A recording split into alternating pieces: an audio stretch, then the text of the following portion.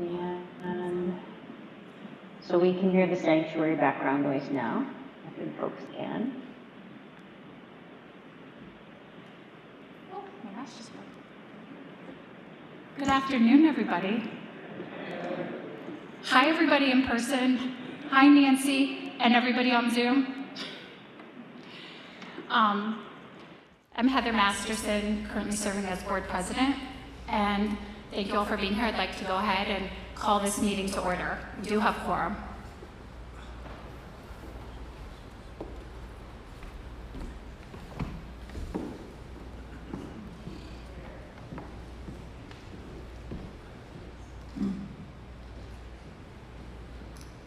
Good afternoon. Hello. Hello. So just some opening words, and this is appropriately called Annual Meeting Invocation by Heather Janulus. From the power of our memory and history, with high hopes for the days that lie ahead, we gather to craft the destiny we share with one another. We gather with faith in the practice of democracy. We gather with hearts and minds open to the wisdom in every voice among us.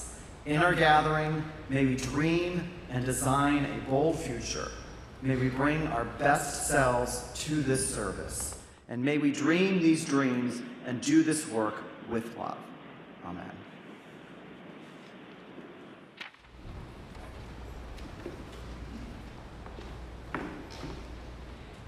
And now we will join in the opening hymn, and we are going to be singing.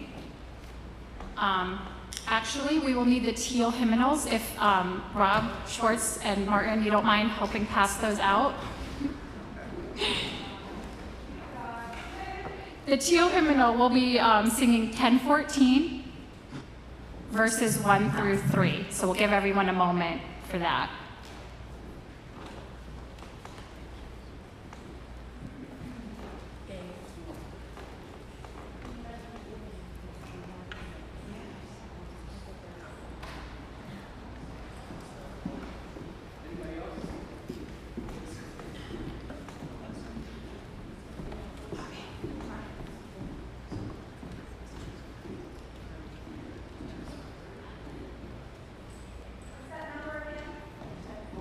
Ten 14, verses 1 through 3.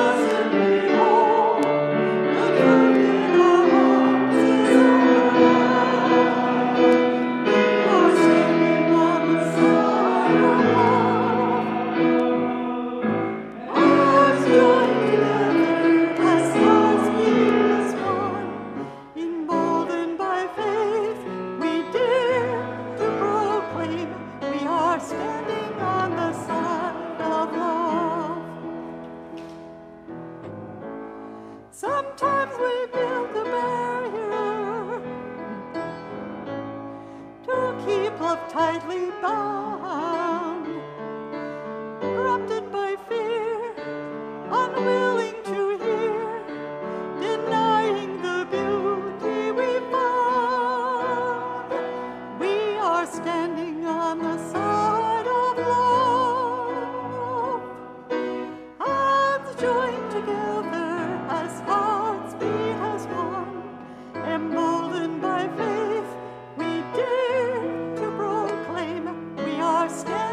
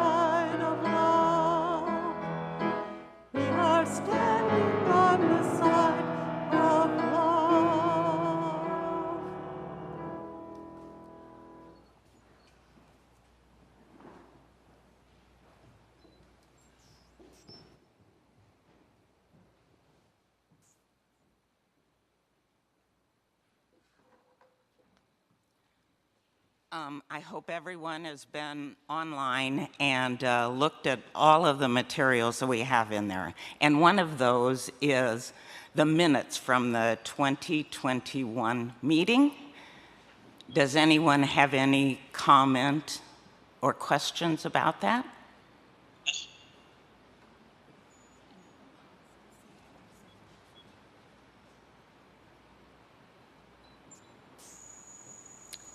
Okay, yeah. Oh, do you want, anyone on Zoom? Have you seen any hands raised, Nancy?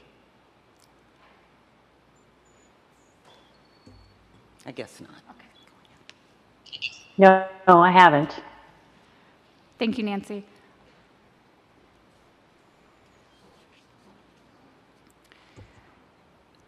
So, not hearing any questions or amendments to the minutes, does anyone by show of hands object to these minutes or would like to abstain? And I'll scan the room here, and then again, Nancy, will you let me know if you're seeing any hands?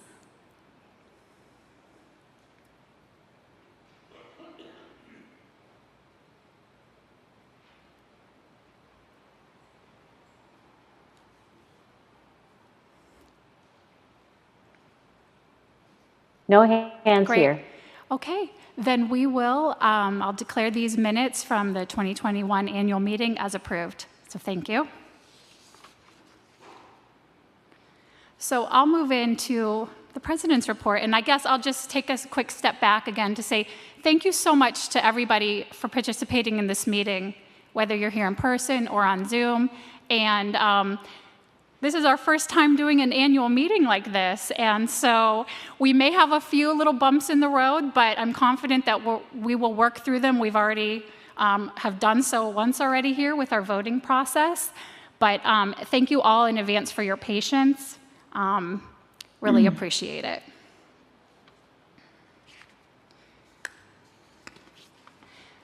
So the president's report that I submitted on behalf of the board, it's found in the annual report. I'm not going to read it all, but I wanted to just touch on a few highlights. And I'll start just by saying what an amazing year it's been. Yes, there have been challenges, but it's certainly been a year of just hope and celebration. I mean, that's evident by last week. Kind of, I think the headlining news is we had a wonderful formal installation ceremony with Reverend Kate and our congregation. And so now we've joined to this partnership together, and just so excited for all that's to come in the future of this church. And just kind of jumping around in my report, I just want to say, we're back, right? We're all here, we're back. So this is great, and I just think it's amazing that we're able to be here in person. It was important to the board this past year and to others to find a way where we could come back in person. It's been a long 2+ years being virtual, and many of us missing those connections, just being here in this sanctuary, but connecting in person with each other. So always keeping health and safety in the forefront, and figuring out ways that we could do this. The board did, under advisement from a reopening implementation working group, allow for in-person services to begin in January of 2022. So we've continued to do that. As you know, we're requiring masking, social distancing, vaccinations, that all will continue. But right now we're still allowing for about up to 75 people in services, and that number could be a little higher for special events as well. The one thing that we're committed to continuing to do is to offering virtual options. So evident with the meeting here and with services, we have an amazing tech team. We thank them most Sundays, and I thank them again. Paul Cunningham and Will Snavely today are helping us, and they helped figure out this technology so we could have interaction, which is a little different than the services. So I just really want to thank them and the entire team. We also have undergone some new partnerships this year. In January, our Our congregation took part in a startup workshop with Reverend Sunshine Wolf from the UUA, and so all members of the church, friends, as well as church leaders and staff were invited to participate in a weekend of different conversations and sessions that really helped us communicate and start this new ministry well. The board established several committees of the board this year, one being a new stewardship committee, which essentially was a reimagining of how we're going to be doing fundraising and stewardship at this church. So the annual budget drive committee and the plan giving committee combined, and they're now this new stewardship committee. You'll be, hearing more from this group as we go forward. The Marketing and Communications Committee was created, which is great. We'll have a focus on facilitating communication both internally and externally. And a committee on shared ministry was formed. And this group will provide advice and counsel to our minister, to our board of trustees, and the congregation to help strengthen that shared ministry. One of their responsibilities will include recommending and implementing an annual evaluation process, and on alternate years, this evaluation will be of the minister and of the congregation, and of the congregation's ministry as a whole. And our church also entered into a covenant of affiliation with Reverend Stephanie Gannon. And Reverend Stephanie has been working with the Green Sanctuary Committee, with the environmental justice group, the racial justice group, and so we're really thankful to have her as part of our community. We've been putting our principles into action. A couple of significant efforts included, you'll hear more from Bob Mitchell in a little bit about the VIM, the Vision, Identity, and Mission Committee, and all the great work that they've been doing, so I'm not going to touch on that too much. I'll leave that for Bob. The other effort that you've probably heard about over the past month or so is we will be installing solar array panels on the Mason wing, and so this is also going to be a project that will be in memory of Ray Shinhofen. So those are just a couple of things I wanted to mention. Lastly, I just want to thank all of you, first of all, for all of your commitment to this church, for sharing your passions and your skills.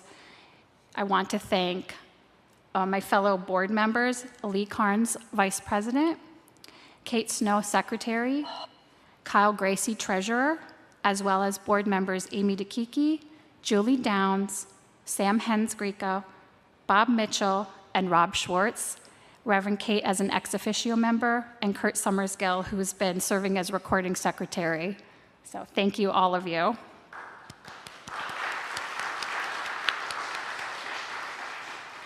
And of course, I want to thank our staff, our wonderful staff. We're so fortunate to have a dedicated group of folks who inspire us and keep this building running.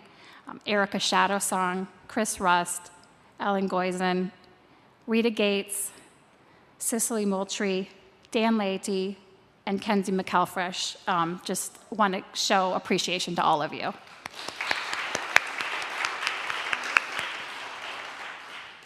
So thank you.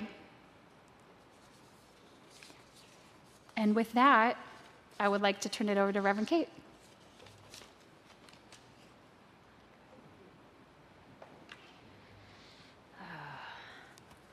Good afternoon to all of you, and all of you on Zoom. I know you're there. I know you're there. I've had a week to recover since that amazing, amazing, amazing service last week of active installation. What a blessing. This whole year has been filled with love and affirmation, and I too will not read my report, but simply highlight those things that are still very passionate within my heart, and that certainly is the receipt of all the love and the affirmation that I've been getting since the day, we were introduced, first via email and my website, until the day we moved in and arrived here. It's just been constant love and affirmation, and I have such deep gratitude. And we've been doing that within the context of constantly having to assess, right? We're constantly kind of testing and assessing, who are we in our new ministry? Who are we in the context of a pandemic? Who are we in relationship, this community, to the city of Pittsburgh and the Commonwealth of Pennsylvania, all of it constantly trying to assess. And who are we in reaction to those things that are triggering kind of our amygdala, our emotional state, and what is filling our soul? All of us constantly assessing in a way that is new to all of us. And in that, we're constantly balancing our need for safety, to keep each other protected, yet also connected, protected and connected. And it's not just to those who've been a part of this community for decades, which is extraordinary, and haven't been near your building for for a couple years, but also the new people who are coming in seeking connection and community. Some who are longtime Unitarian Universalists, and some who they're not even sure how to spell Unitarian Universalists, but somehow they came wandering in our door. And so we're constantly balancing that safety and connection for everybody. And that is just so important. In the umbrella that I made pretty clear in my website and in my candidating week is around the umbrella of radical hospitality. And we're going to be constantly unwrapping what that means, of radical hospitality. And it may be something, it is a constant acts of reshifting our lens, reshifting our lens. So for those of you who have not been in the building yet, some artwork has been moved around. Some artwork has been put up.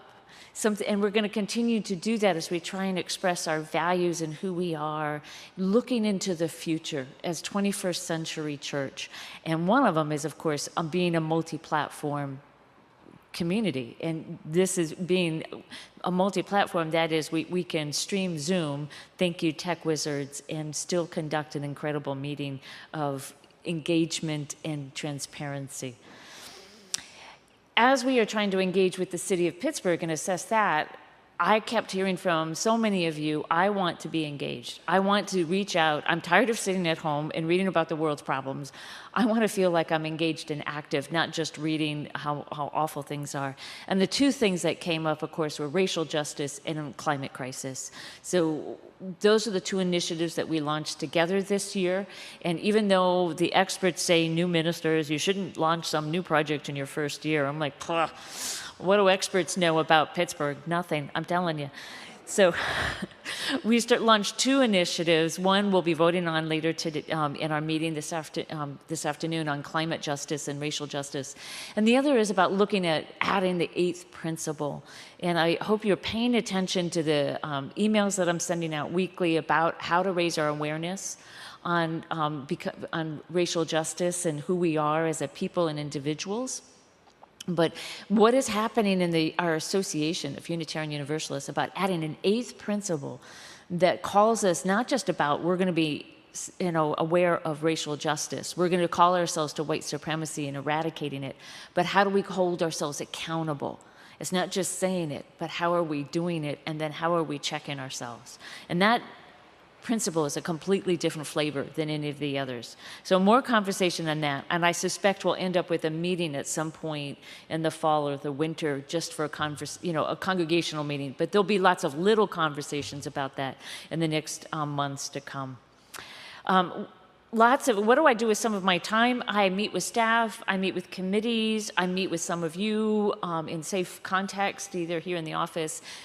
Some of those things that have happened in the meetings, I want to make sure everybody is aware to help keep people safe, that we've ordered 7 air filters to go in staff offices and down in the undercroft, and that helps, again, to help mitigate the risk factor. And so that if you do feel like you want to have a meeting, this space, we're starting to make it more available in a safe way for you. Again, air filtration is so important to keep everybody safe. Lots of committee work, and I have to say the committees here are so high functioning. They're just, but you guys are brilliant. Maybe it takes a new person to come in and say, you guys are brilliant. Just extraordinarily healthy and brilliant. So in my gratitude, I want to also just recognize one of the challenges, and I look at challenges as a gratitude, okay, is how do we do ministry in the 21st century? And I'm going to tell you right off the bat, I don't know. but I know we have the intelligence, I know we have the fortitude, the resilience, the adaptability, the creativity to figure that out together. And all denominations across the country are trying to figure out how do we do ministry in the 21st century. And there's going to be things we're going to try, we're excited about, and we're going to completely fail at it. And that's fine. That's fine. We'll experiment, and that's what change is all about. You try something new, it doesn't work, and then you pick up the pieces and you figure out what we learned from it. And that's going to be 21st century ministry for a little while as we try and sort things out. And we have really extraordinary UUA staff that'll help us along the ways, and really good communication with other Unitarian Universalist churches and other denominations. So that I'm excited about those challenges. A little daunted, but I'm excited. Are we having another monsoon? Oh, right, in the name of India. Thank you. In respect to India. So some other things that I'm continuing education with the Unitarian Universalist Ministers Association. There was a conference I attended virtually last winter. And then, of course, I have my annual meeting with the Ministers Association coming up in June. That's just prior to General Assembly out in Portland. And I will say, on a side note, sometimes this is 24 years of ministry. There are times when I'm kind of struggling, okay, where's my learning curve? Where's my edge? But my personality is such that I am always looking for something new, to try something different and learn. I'm also a teacher to some of the younger. I'm a mentor. I'm hoping we can bring in an intern, not this, it's okay, Kyle, next fiscal year, not this fiscal year. But hoping to bring in an intern in the next fiscal year so we can have, because you are a teaching congregation. Your history says you are a strong, committed teaching congregation. So we're hoping to do that in the next year. Eric and I are looking to hire a young adult campus minister. We have a wonderful fund for that. Yay. And the campuses are starting to be a little more open, and that gives us some more options as well. So we're looking at that for August. The other thing is, I want to have more conversations with you and the younger generations about what that 21st century ministry is. What are the needs? And I'm going to take an educated guess, that some of the younger generations are still trying to figure it out themselves. They're still trying to figure it out as well. But I think it begins with connection, with strong pastoral care, and a community of curiosity, of asking questions. And that's the foundation of who we are. So we're still forming a lens. We're still focusing. It's going to be a balance of faith and abiding love. It's going to be a balance of safety and connection, as we have been, of strength and flexibility, of confidence and humility. That's a good one. I love humility. And it's going to be also about going into the 21st century with a certain attitude of, I don't know, and that's okay. And I know that's hard for Unitarian Universalists. We do like to have the answers before we've even formed the question. But that humility is so important as people of faith. So my gratitude also goes to the extraordinary staff. Thank you very, very much for making my job so much easier by your expertise. And I feel extraordinarily lucky. So I also want to just name Cicely, Rita, and Ellen, and Chris, and Erica, and Kenzie, and Dan. You all are just extraordinary, and just extraordinary. So thank you, thank you. I also want to raise up, I have been kind of really blown away by Heather Masterson and the board.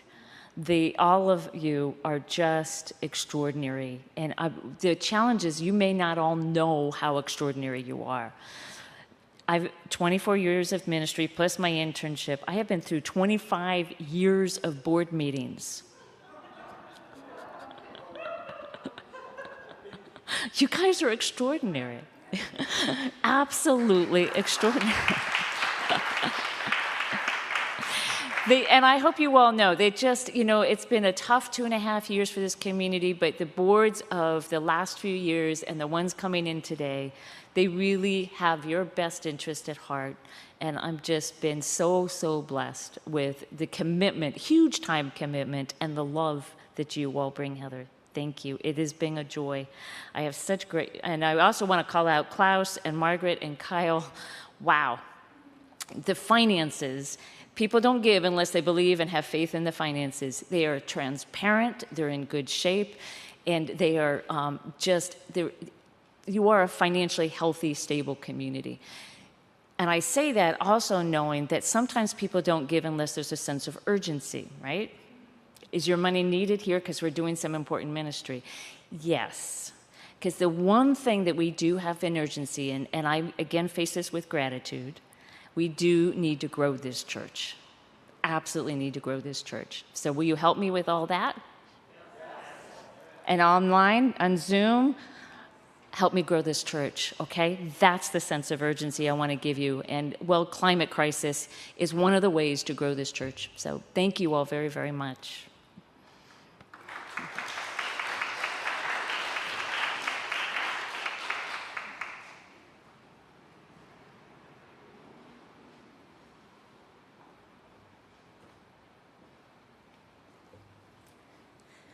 I find this kind of speaking far more difficult than telling a story. But I will do my best, and it may be a story in a way. I also don't want to read my report. I will try to highlight a few things. It's there for you to read. My report is not going to tell you things that can't really be captured in a report. I want to echo Reverend Kate for, I'm in my 4th year with you all now. And this church, I don't know if you realize, if you're aware of this, but this place has a blessing on it. I like to talk about things that you can't see. And blessing is one of those things that you can't, see or prove. This church is a special place. Everybody is very, very positive, willing to step forward. Anybody who volunteers, especially on the board, treats their job like a staff member. It is really, really something. It actually terrified me when I first came to you guys because they were so on top of everything. And then when we reopened and we started having the kids come back, there just consistently, families ready to meet in person. That's so special. I have such great hopes for this community. I'm so glad to be here. I'm really glad that we called Reverend Kate. I think she's right for this place. In my love of talking about things that you can't see, I prayed that our new minister would be somebody who would bring out the best in me, and I'm very sure that Kate will do that and has already helped to do that. We've been very fortunate among a lot of congregations in what we've been going through with the COVID, in that we have consistently had families engaged, and that has been really, really hard. I don't need to tell you that, but I have spoken to a lot of my colleagues. I've been in a lot of meetings where we're all trying to figure out how to do this, and there has been such a lot of discouragement and fear. There have been people who are just, nobody's coming. We kind of got lucky. We've had youth come. They came in the fall twice. They met. And then in the spring, they started a D&D group with me, which was sort of my saving grace this year. I was running a Dungeons & Dragons group. They met consistently. We've had kids come consistently. We have about 33 that are registered. The way I did registration this year is those who have attended in the past year. Our average attendance has tended to be about 12. Usually 8 to 12. That's pretty good for this COVID period. That's really quite good. So we've seen your youth, we've seen our kids. Our young adults have sort of phased out, and that's a thing that happens with young adults as they move on as a cohort. So we had a group that was a very close-knit group, and they continue to be friends, but they don't meet regularly as a young adult group, which is why it is the perfect timing for us to bring a young adult and campus ministry coordinator. I really do believe that that's exactly what we need. Adult faith, we have experimented with a couple of classes. I led a Building Your Own Theology class, which was very well attended. I think we had something like 8 participants. And then following that, we did a spiritual practices class. What I'm trying to see is what will become a curriculum is too administrative a word, what will become a part of the life of what we do at this church. And so those 2 classes are classes I'd like to offer again and again. And my hope is to empower people who take them or who read books in book groups to then go and lead those classes and facilitate those classes. All of us are ministers in one way or another. That is the special thing about this church, is that we're all, my hope is that everybody will feel empowered to do ministry at this church, and let's see. I guess if there's one thing I do want to say about things that you can't see, every generation is terrified of its technological changes and says, oh no, we're never going to talk to each other anymore, we're never going to be in person anymore. And that never happens. It just doesn't quite happen. So even though we have generations now of people looking at screens a lot more, we still want to come together, we still want to interact. And if social media has proven anything, it has proven just the power of talking to each other, of the influence that we can have on each other. That's why things go viral. So my point in mentioning that is I want to ask something of you, which is to trust in that power of the things that we can't really see, that just sort of magically work when humans come together, and be in relationship with the children and the youth and the young adults who are here. I want to ask you to be present when there's an event that might be multi-generational. I want to ask you to consider volunteering. I don't mean volunteering to be a teacher or something formal. I mean being present with our families, being part of that family and letting them know you. And trust that that is going to be, what that's going to do to this place is it's going to make us a place that people want to be. And there is no marketing strategy that can do that. That is just when you come to a place where people love each other and care about each other and it's real and you feel accepted, you know that you want to be at that place. So I want to invite you to be part of that. Let's be in relationship with each other. Let's not worry too much about curriculum and instead come together and be together and have fun together. That's my goal for our going forward in religious education. If you have any questions, feel free to ask me.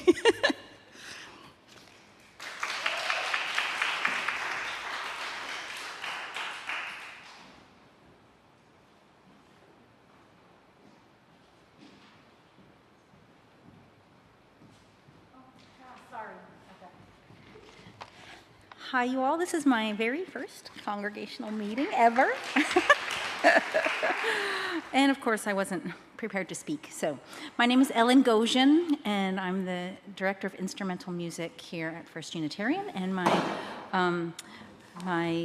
co-director, Chris Rust, is with his family in North Carolina.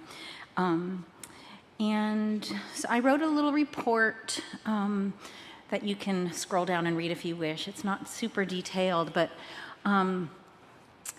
my job went from, I had one job, and then when COVID came, I had a totally different job. I mean, if we had to write a job description, it totally changed. So well into 2021, I was still spending a lot of time on the computer making ensemble videos with the choir and myself and singers in the community so that we could have a variety of music for our services and not just a video of me at the piano snoozing, right, everybody? I would just put everyone to sleep if we did that. So I really wanted us to have a variety of music. So I feel, honestly, that I'm very slow getting back into the groove of what my position is, and that is providing a variety of music for the community. And as an instrumental music director, this position right now, it doesn't support ensembles in the way that it did in the past. So we don't have a big folk orchestra. We just don't have that right now. That's okay. I'm just saying that to describe what it is that I do, which is to invite professionals from the community on occasion. We had Ugo Cruz and Ben Barson last week. I love them so much. We've had Dr. Johnson and his jazz trio, and I have a selection of accompanists who are wonderful: jazz pianist Deanna Witkowski and Amauri, Annette, and Kazumi. Danny Rechtenwald is a friend of the congregation who has donated his time to provide music because he believes in the community. And what I love the most, I like doing all that, that's really fun, it's satisfying, but what I love most is to bring people of all abilities who are members of the congregation and friends to share what they love to do and what they're good or not so good at doing. I just like to work with people of all abilities, and I'm very grateful that I can do that and encourage people to come and join us. If you're a beginner or you're advanced, I hope that my information to contact me is readily available, and I welcome all players of any kind. Let me see. I'd like to provide a variety of music because I know different styles of music touch different people differently. So that is also a big goal of mine. So I love folk music. I provide that. I actually enjoy playing New Age piano. I play that a little bit.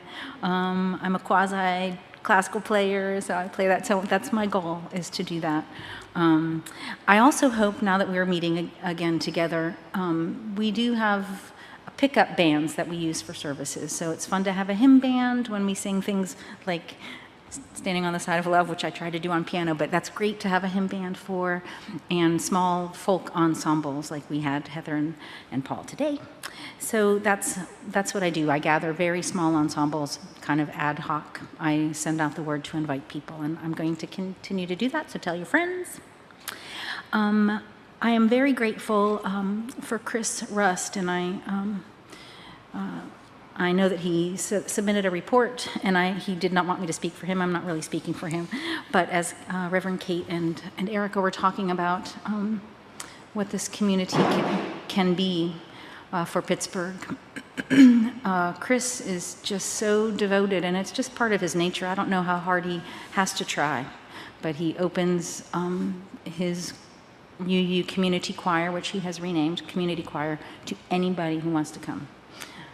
Any ability, any availability. You don't have to sing on a Sunday morning if you don't want to. So he opens those doors and he reaches out, and he wants that to be an outward and an inward. He wants those doors to swing both ways, and for us to be welcoming and diverse.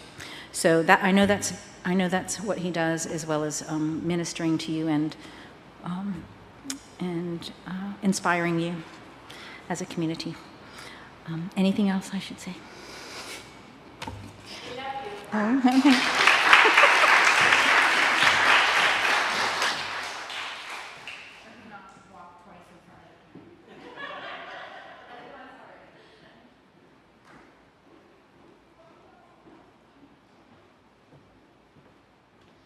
Well, hello. Hi, I'm Kyle Gracie, your treasurer, in case you aren't used to seeing me outside of the black square. And I really appreciate that my report comes later, a bit later, after all of these other great reports, because ultimately the treasurer's report isn't so much about the details, although the details matter. It's really about, do we have the resources to advance our mission? And I hope what you just heard is that in many ways we do.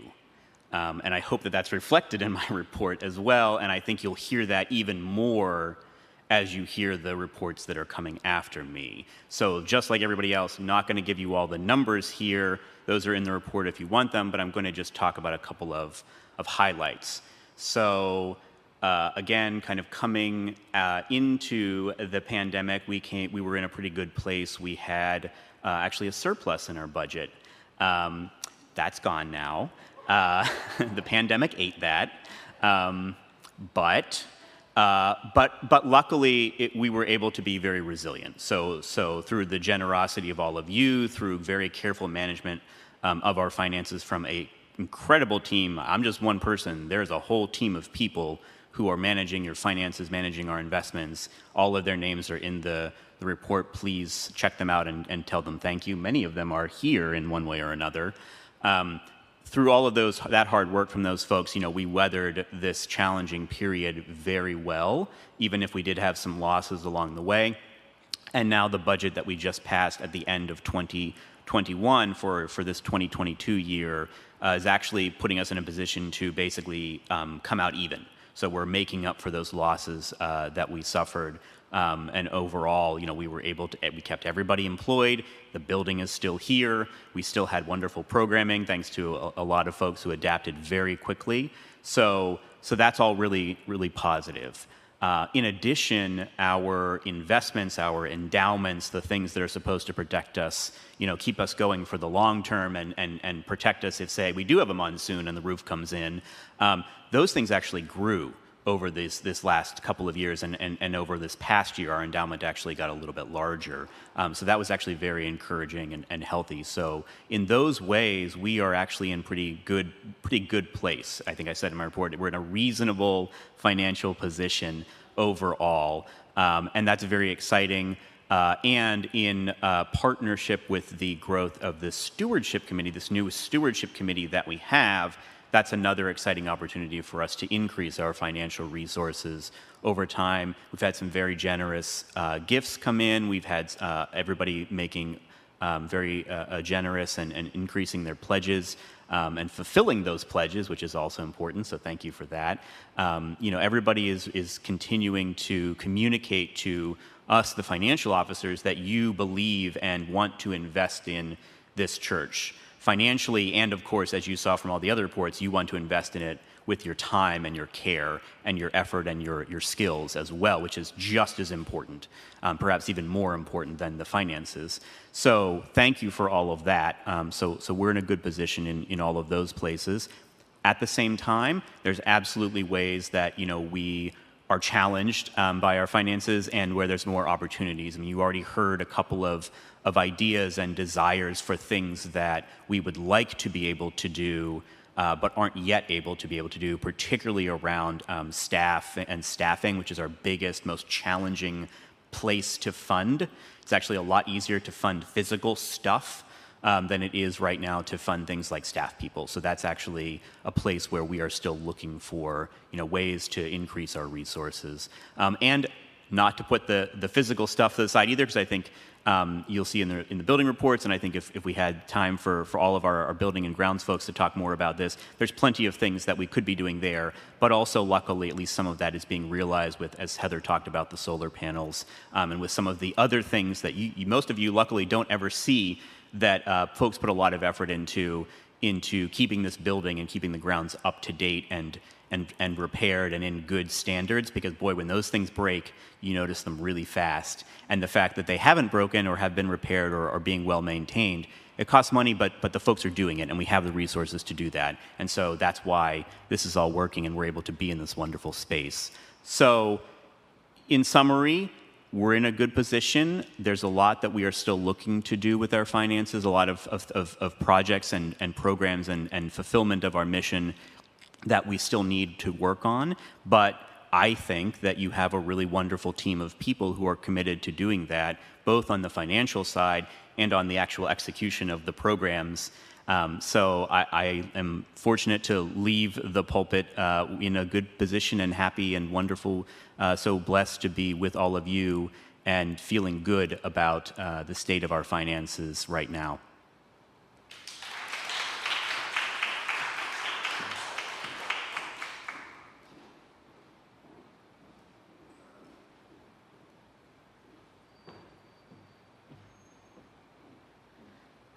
I don't know about anybody else, but I'll tell you, if you wear hearing aids and a mask and then glasses, oh my, oh, sorry. So the annual report is on the website, and I can't tell you how wonderful it was to pull together this annual report. You must go online and read it. 59 pages. And it's not just the people who've already talked here and are going to talk. It was the smallest committee that you could think. And I would say, please, just send something. And they did. Every single person. And so there is no way I can't even hit the highlights because it is an amazing testimony to how important this church is to the members of this congregation, because those committees have continued meeting, whether they've done it Zoom or just phone calls or however they did it, and they have continued contributing time after time after time to the wonderful experience that we have now as a congregation. Read it.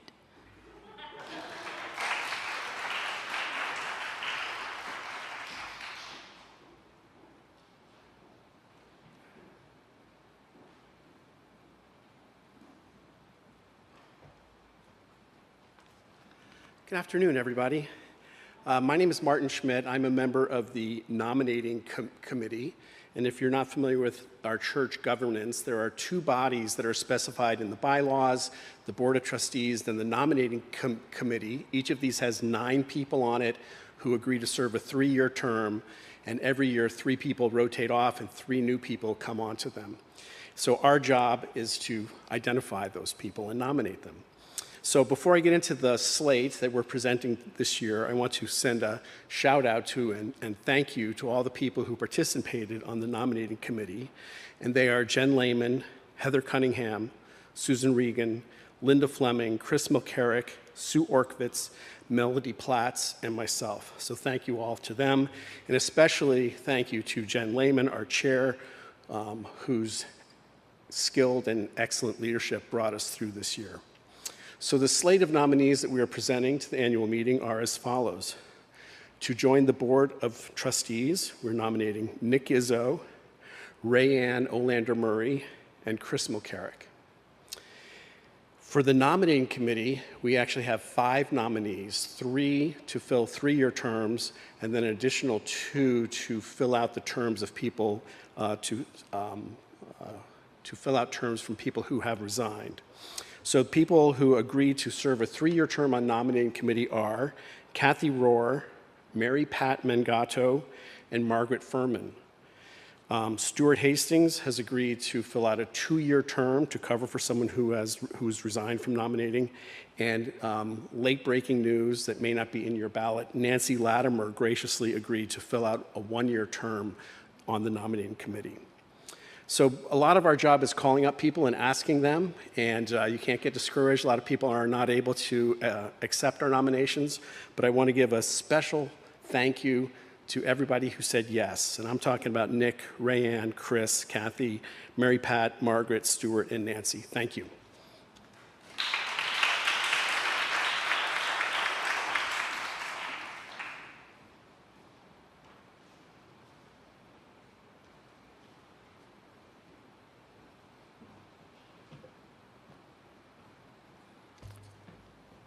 Good afternoon. Anybody that doesn't know me, my name is Bob Mitchell. I'm a board member, and I'm also a liaison to the VIM committee for the board, and Lee Carnes is the other liaison to VIM. So I have the pleasure of representing him as well as 5 other members who are Joan Harvey, Lynn Porterfield, Kathy Rohr, Michael Safran, and Jean Schmidt. All of those folks have been working very, very well for VIM. What is VIM anyway? I've gotten that question quite a few times, and I still get it. So let me tell you. So VIM, first of all, stands for Vision, Identity, and Mission. And the VIM committee is another committee of the board that we've talked about, other committees that was created back in 2017. I would say basically to help the board understand what members of the congregation are thinking. What VIM does is organize small group meetings. We call them cottage meetings. The conversations are usually built around 3 or 4 open-ended questions, so we call them open questions. And they're really generally designed to figure out, where are we now as individuals and as a church? What is our identity? What do we want to become as individuals and as a community? That's our vision. And the third thing is, okay, you have the vision. What are the steps that you can actually take, the realistic steps to get there? And that's a mission. And each conversation has a facilitator that kind of runs the meeting and a note taker who works diligently to really record everything that is said to capture what people have to say. And then members of VIM go through and aggregate those responses, really try to capture everything and look for the common themes, the common priorities, and that leads to helping to produce a document for planning purposes. I know a few years ago we were having a VIM meeting among ourselves and kind of saying, you know, how do we describe ourselves? And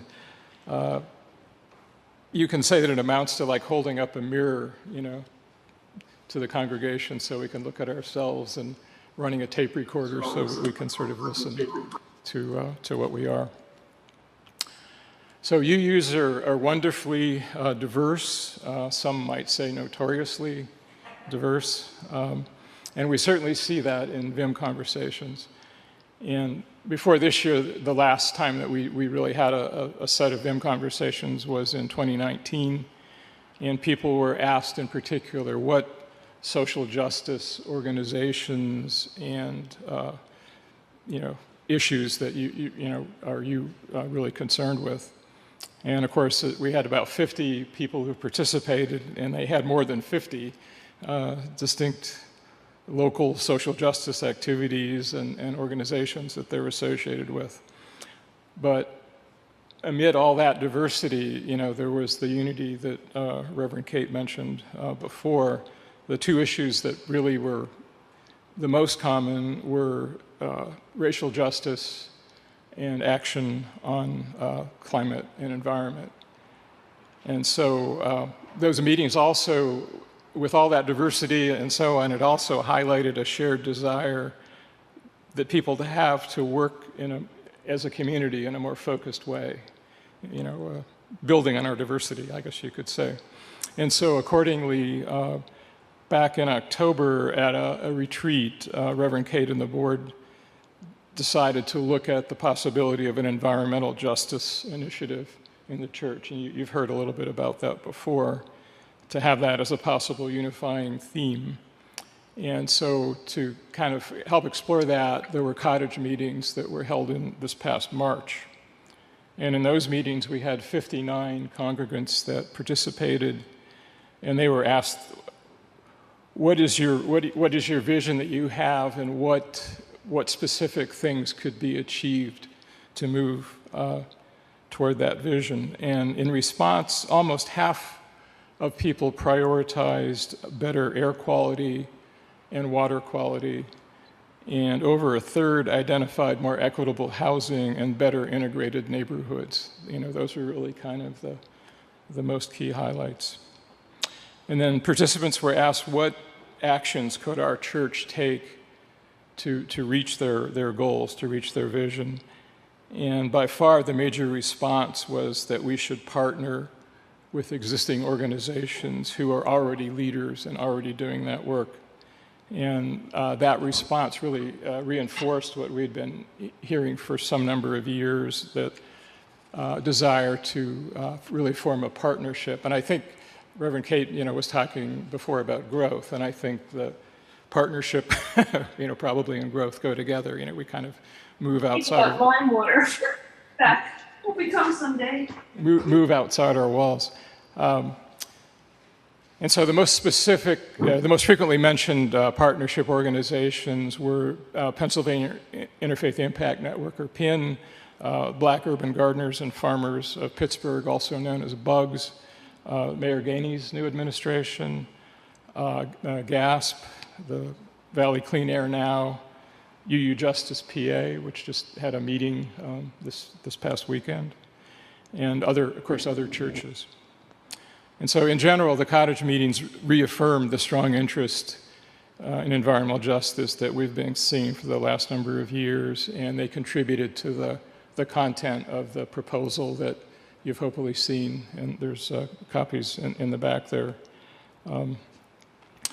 If you vote to approve the proposal, the board will create an environmental justice action team that will generate a plan where the intent is to really give everybody in the congregation an opportunity to participate. 3 congregants, Sonia Wellington, Becky Studer, and I have agreed to take leadership roles in this. The 3 of us will work with other congregants, with Reverend Kate, with Erica, other staff members, and who knows. In particular, we're going to work with our affiliated community minister, Reverend Stephanie Gannon. And Reverend Stephanie really shares our passion for environmental justice. And the team hopes to give everybody, every member of the congregation, an avenue to participate kind of in 3 main ways. One is direct action, working with oppressed communities and maybe other communities. And something that occurred to me today in hearing about Kazi Hills is they're so connected to the earth there, and so much into what somebody called agricultural wisdom, that there's a real possibility there. The second area is public advocacy at the local, state, and national levels. Probably key to that is EU Justice PA, and then changing our own social and environmental behaviors. And supporting all that, there will be educational programming provided. That was one of the key pieces of feedback that we got in the cottage meetings, that people said, "Gee, I want to do something, but tell me more." I'd like to learn more and figure out what really moves me to act.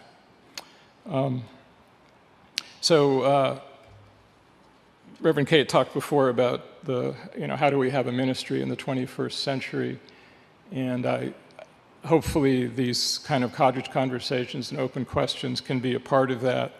And so if you have ideas, suggestions for questions, please feel free to talk to any of the VIM committee members that I mentioned, as well as members of the board. We'd really like to hear from you, and do be on the lookout for our future cottage meetings. So thank you.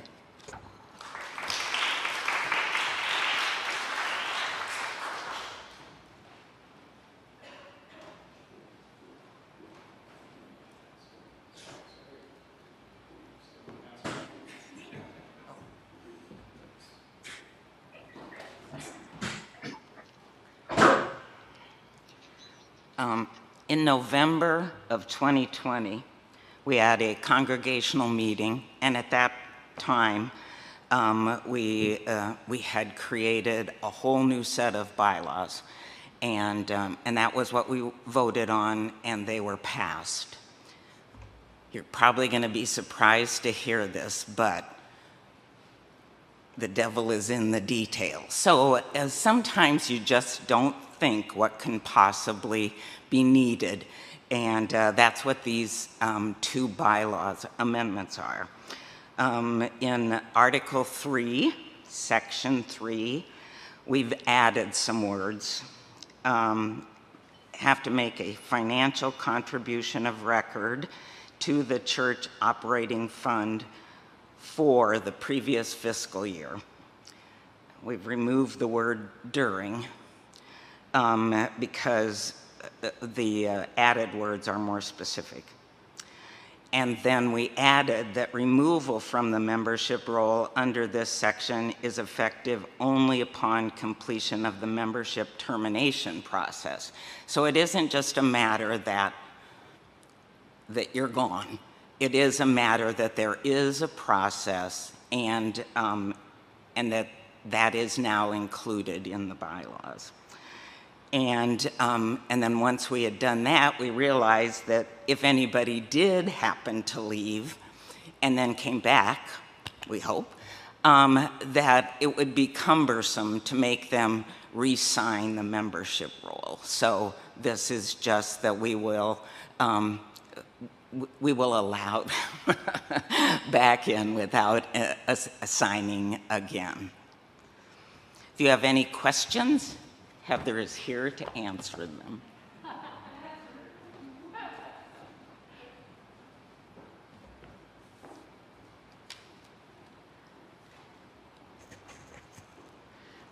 So really, this next part is just if people do have questions, to allow for some time regarding these bylaw amendments that have been proposed, as Kate has just explained. And again, these were all provided in advance. And I'll just pause for a moment. If you have questions, raise your hand. Nancy on Zoom, if you're seeing anybody, also please let me know.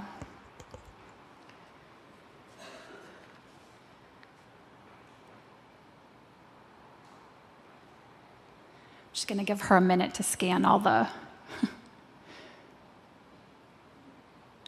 Yeah, I don't see any questions here. Okay.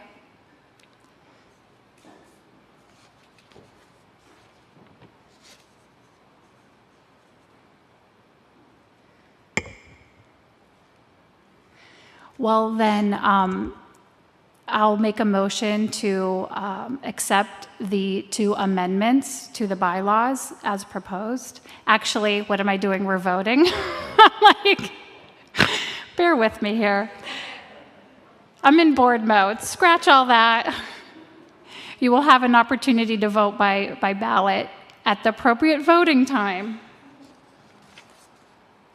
So I think then that actually is what we'll move into at this time.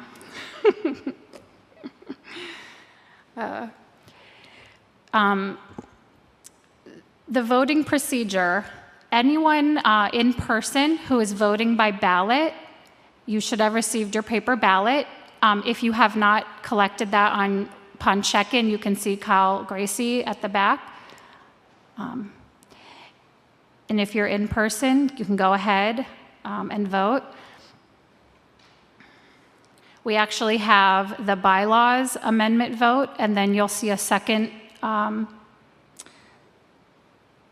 vote on your ballot regarding the environmental justice proposal, as well as the slate of board and nominating candidates that Martin had spoken about earlier.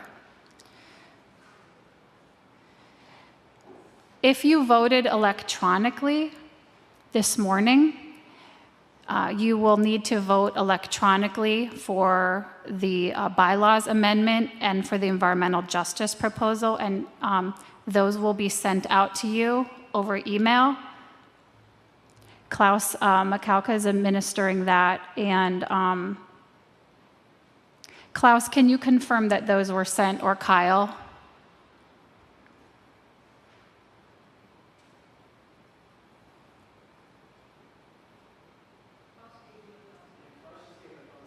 Okay, thank you. Yes, I have emailed the ballots. Okay, so Klaus has sent the email ballot out. So again, if you voted by email this morning for the slate of board and nominating candidates, you must vote electronically. Check your email. Okay, Nick says he got his.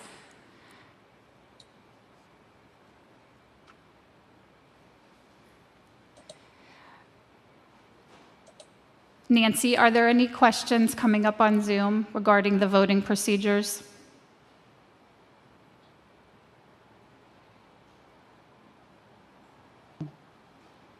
No questions. People are chatting me and I'm answering them, so there's nothing specific about the amendments, just helping folks to get their votes taken care of. For those in the room, whenever you're done voting, just come and bring them to this big plastic box and just slip them in your ballot box. Thank you. Kyle said, anyone voting by paper, once you've completed your vote, your ballot, your voting, you can take your ballot to the back, and Kyle's sitting next to the ballot box.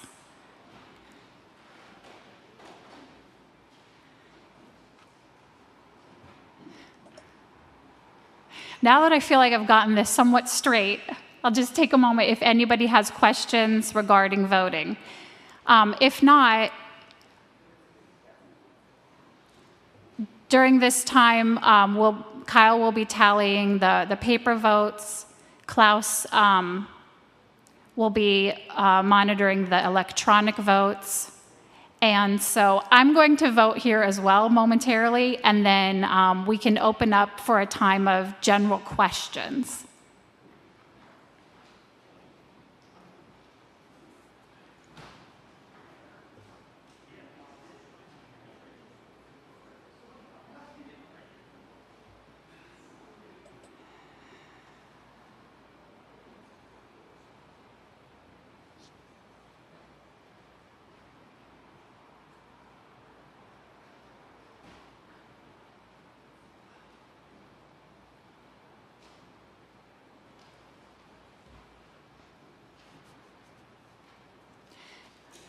And I do want to give a special thanks to Klaus Mikauka for administering our email votes. Both Klaus and Kyle did a significant amount of work to prepare our electronic voting process. So I just want to acknowledge them.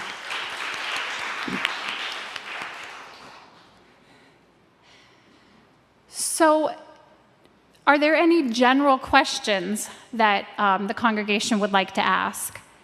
You can feel free to raise your hand. I think they can really be on any topic.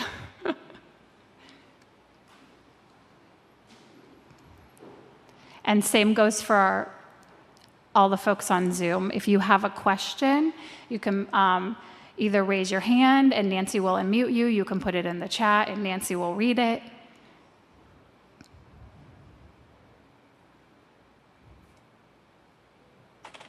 EB.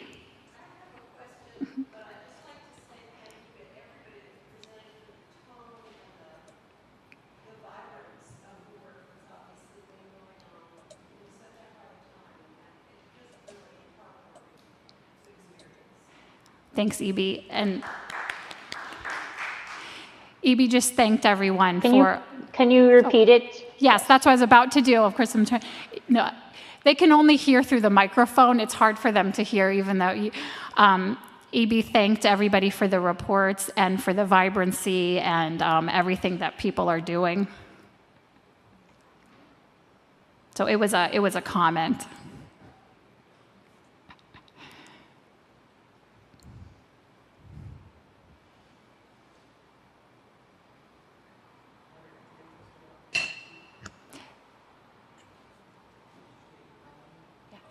Thank you.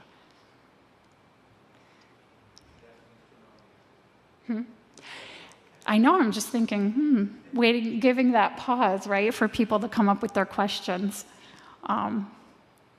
Should we, Ellen, would you want to play a little music? I know I'm putting you on the spot, but I don't know.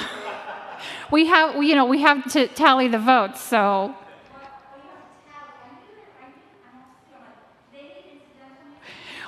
Well, we thought maybe, there'd be, or we could have conversation. We had that on there at one point. We took it off.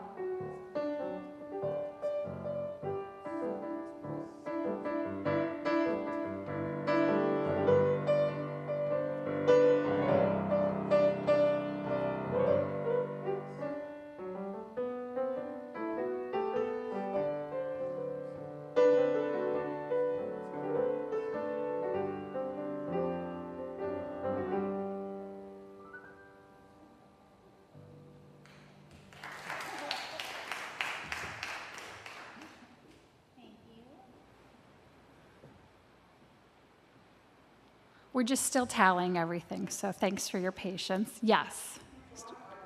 Great. Good question. What's the status on the OWL program, Our Whole Lives, which I might actually, since we still have Erica's here, would you mind answering that question? Thank you.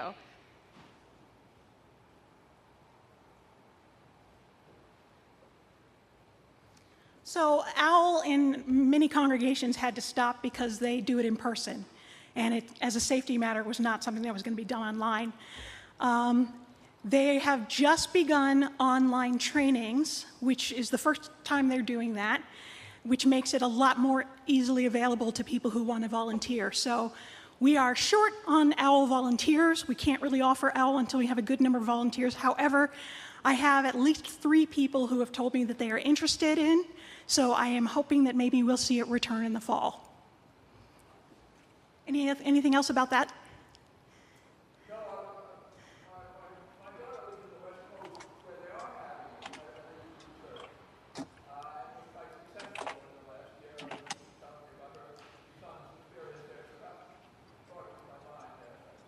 Okay, all right. Yeah, they strongly recommended that you didn't do it online, but they knew that some churches were going to do that anyway. So they sort of presented some alternate materials and considerations for people to do, and some places did that. But that would have been basically redesigning a whole new program. That was not something we were prepared to do. So hopefully it will return, and I'm pretty hopeful.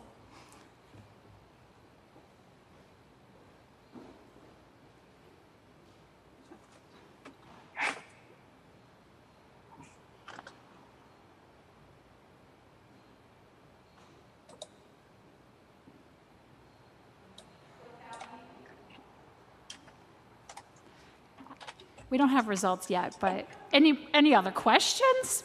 More music? Yes. Give us a preview of the concert coming, right? Oh.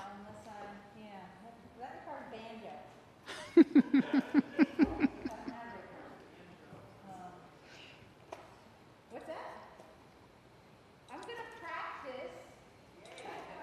I'm going to continue practicing because I was practicing earlier. If you don't care, I'm just going to practice.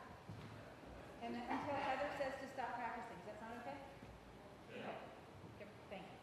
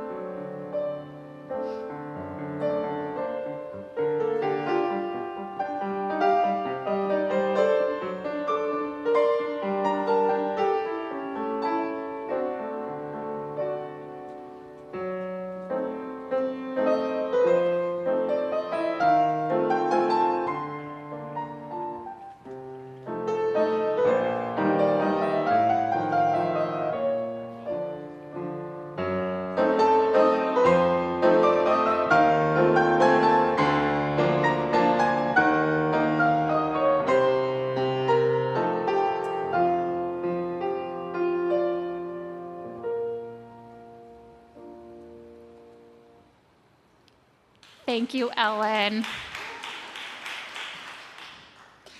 Klaus, thank you, Ellen. Thank you.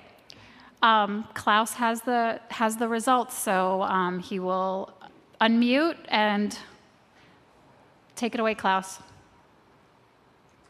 Okay, I'm happy to report the results of the voting for board. Nick Izzo got 82 votes. Kathy Rohrer got 84 votes. And Margaret Foreman got 82 votes. So everyone is elected. For the nominating committee completing the 2-year term, Stuart Hastings got 83 votes. For the full terms, Mary Pat Mangato got 80 votes, Roy Ann Olander got 81 votes, and Chris Mulcarrick got 82 votes. So they are all elected. On the amendments, Section 3 amendment, 58 votes in favor, none opposed. Section 4 amendment, 58 votes in favor, none opposed, so those both carry. And then finally, on the Environmental Justice Initiative, 57 votes in favor, none opposed, so that carries.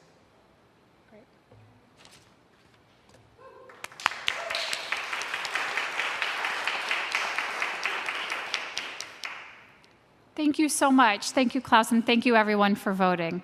And with that, we will sing a closing hymn. We'll actually reprise the song from earlier in the meeting. So in your teal hymnals, 1014.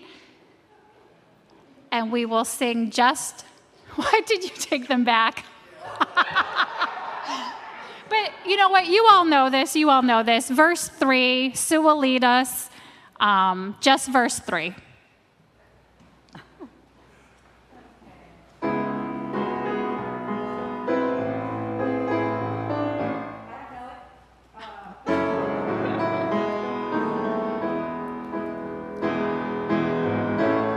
A bright new day is dawning, when hope will not divide. Reflections of grace in every embrace, fulfilling the vision divine. We are standing on the side of love, hearts joined together as hearts beat as one. Emboldened by faith, we dare to proclaim we are standing on the side of love. Standing on the side of love.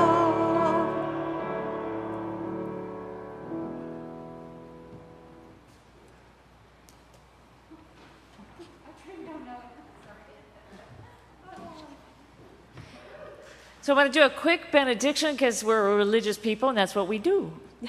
And Rob will extinguish our chalice. Go forth into this world, my beloved. Go forth into this world knowing we are Unitarian Universalists. That is our identity. And it's such an extraordinary identity. And our vision is about creating a better world for all.